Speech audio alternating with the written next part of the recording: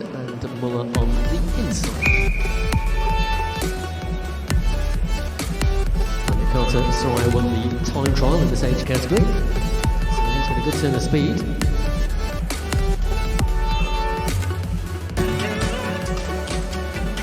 Peter Muller was the bronze medal winner in the sprint at the World Masters in Los Angeles last year.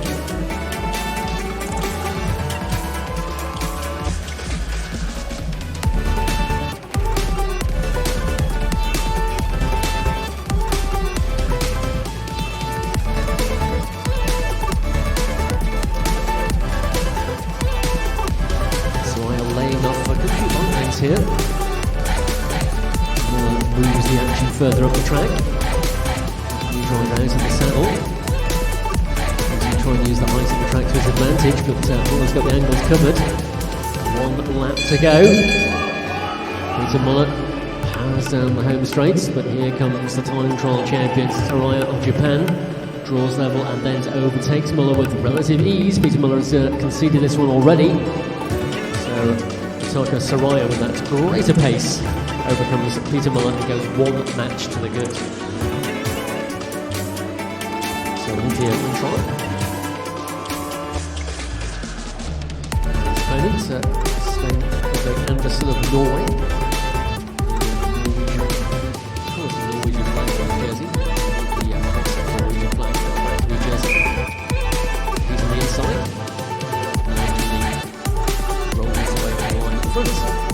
A hypnotic rear disc wheel on this machine. He rode the qualification title this morning and had the same type of wheel at the front. It was to go around the track, but a little bit of a ploy to put his opponents off the scent, maybe.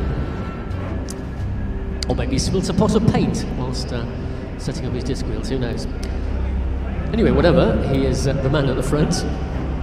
His opponent, though, Nathan Graves, is keeping relatively close order, just a bike length or so behind. Andersen starts to lift the momentum. Graves will have to respond, which he does. Coming out of corner 2, Andersen just drifting up the track. It's Graves with the greatest speed to come around the Norwegian. Away from him towards the line. Nathan Graves will take the first match in heat number 2.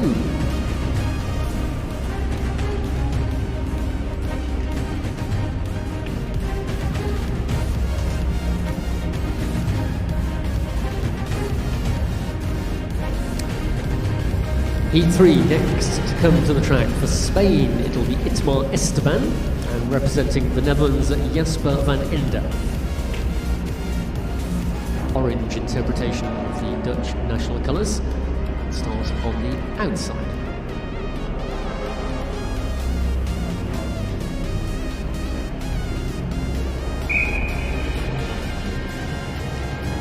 A healthy shove gets Itmar Esteban away from the line. Jasper van den Ende drops in behind him. The familiar pattern of the opening lap.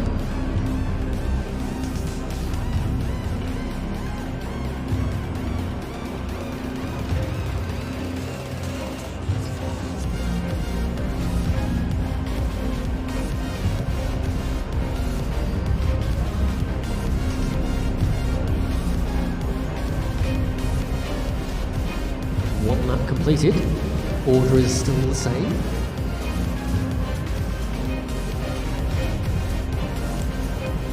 Van den Ende starts to move a little closer, so adopts a higher position on the track as well. Esteban though still the advantage. Van den Ende begins his kick. They go through the bell. Esteban to hold off the attention of Van den Ende, but challenge from the Netherlands rider has been snuffed out in the back straight. So Itmar Esteban is the rider who will take that match.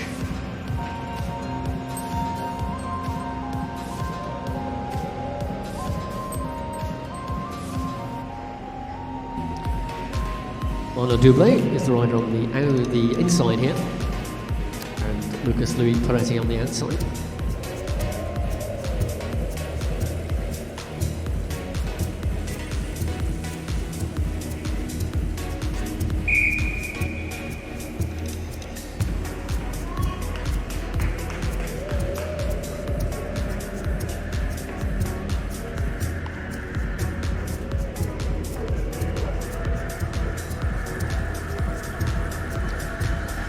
Dublin, a regular competitor at the World Masters, particularly in the years they've taken place here at the National Cycling Centre in Manchester.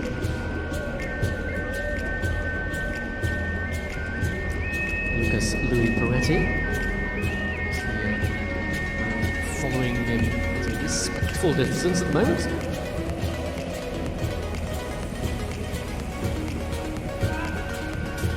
Dublin keeping a watching brief over his right shoulder. Attempted move around either the outside or the inside. Attempt to sit just behind his opponent. Made to go underneath and went back to the higher portion of the track. At the bell, both riders begin the acceleration. Peretti draws level with Dublin as they come out of corner one. He's inside the red line and Dublin, well, complaining, but Peretti took the line away from him.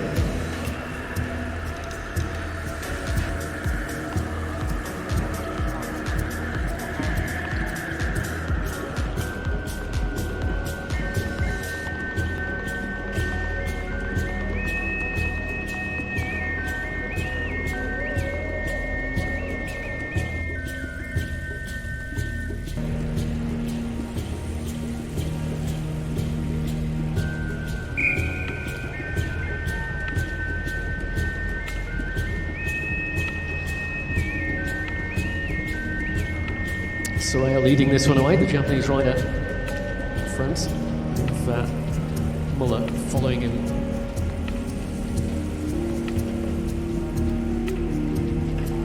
Tracking along behind the Japanese opponent just as close as he can. He knows that if Soraya begins the acceleration, he will not afford to have a gap to close.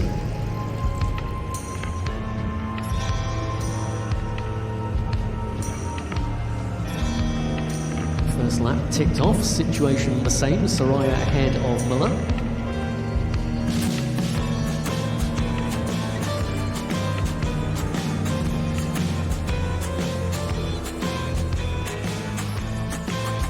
Soraya has a quick look behind and then raises himself out the saddle, begins the acceleration. He's got the sprinter's line as well. So Muller not only has to contend with the pace of the Japanese opponent, but also he's got the long way to go round. Soraya still with the lead as they come towards corner three. Muller once again finds himself with too big a gap to close. So in two straight rides, Yutaka Soraya of Japan will progress into the semi-finals. Peter Muller will exit the sprint at this juncture.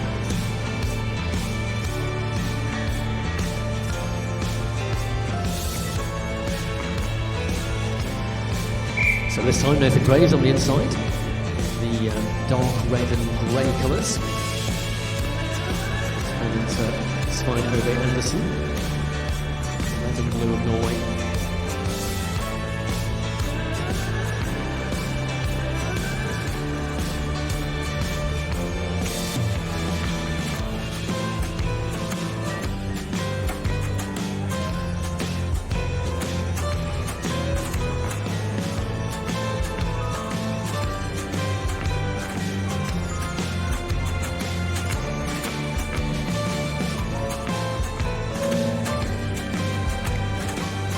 So Nathan Graves decides to take this match a little higher up the track.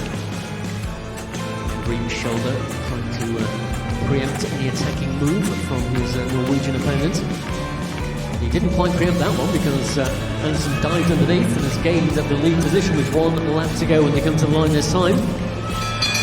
Svein Ove Andersen saw his opportunity and has taken it, fully committed here now to the sprint. He's inside the sprinter's line, so Nathan Graves has got the longer way round. Just deviating out of that line as he came off corner two. But the pace once again of Nathan Graves from Australia proving too much for Svein Ove Andersen. Two straight rides. Nathan Graves of Australia will progress into the men's 40-44 sprint semi-finals.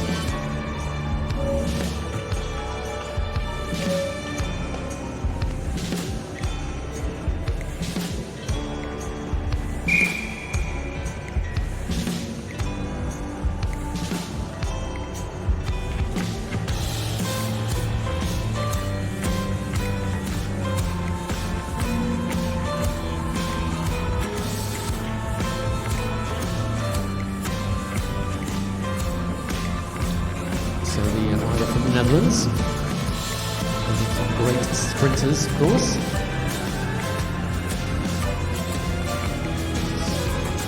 Moving his way slowly to the top of the banking, drawing Esteban up there with him. Slowing things down, trying to force Esteban to take the lead. Quite coming to a standstill, but not far off. Only allowed to stand still twice for no more than 30 seconds duration. So rolled away once again. And then Ender decided that tactic wasn't going to prove fruitful, so instead continues to greater speed.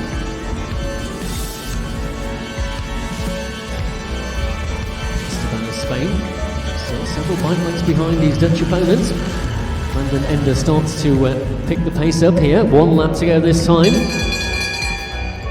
Jasper van den Ende of the Netherlands inside the red sprinters line. Here comes Itmar Esteban of Spain around the outside, once again proving that his greater pace will be the undoing of Jasper van den Ende. Same result as the first match. It is victory for Itmar Esteban of Spain, and he too, without necessity of a decider, goes through into the semi-finals.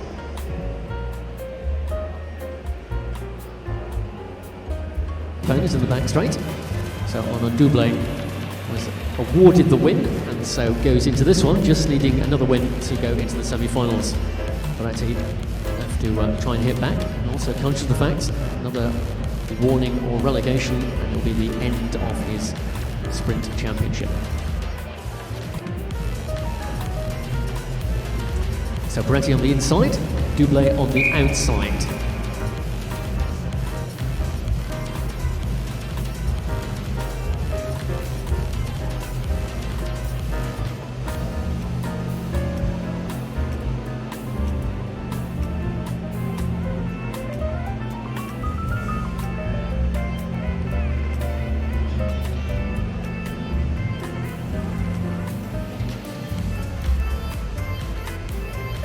Argentinian rider, just looking over his right shoulder here, looming large is on a double of France.